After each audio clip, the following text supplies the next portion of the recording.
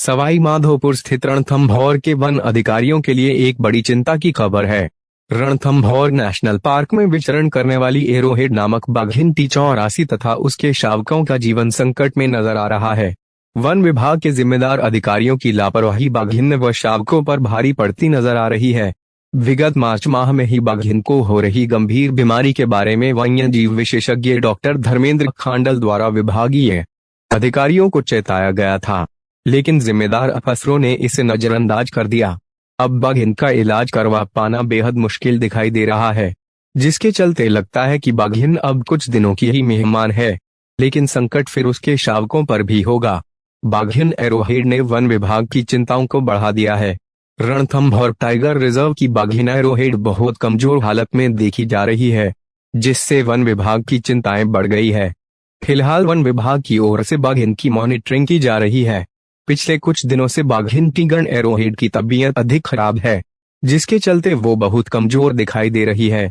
One विभाग की team बाघिन की लगातार ट्रैकिंग भी कर रही है। रणथंभौर की वेटरनरी टीम लगातार बाघिन की हेल्थ की मॉनिटरिंग कर रही है। गौरतलब है कि बाघिन एरोहेड जुलाई माह में मां बनी थी।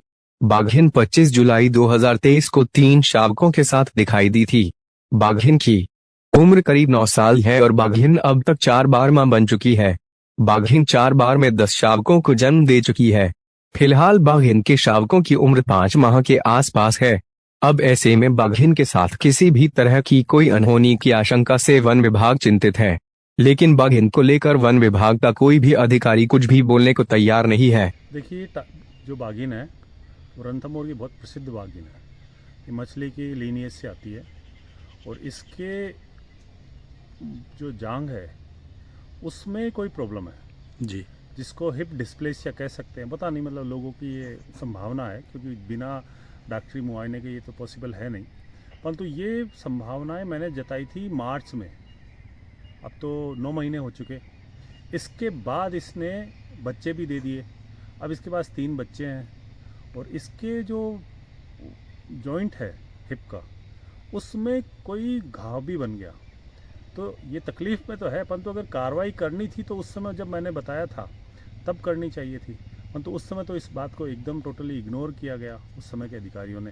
और अब जो है वो बहुत रिस्की हो जाता है, क्योंकि जब भी अगर इसको उठाएंगे तो इनके बच्चों को भी कहीं जू में रखना पड़ेगा और फिर उनका व्यवहार बदलने की पूरी संभावना है। और ये ऐसा प्राकृतिक एक संकट है जिसको संभालना बहुत मुश्किल है, और इसके लिए ज़रूरी है कि एक बहुत ही उच्च स्तरीय डॉक्टरों से हम उनकी जांच करवाएं या उनसे सलाह करें।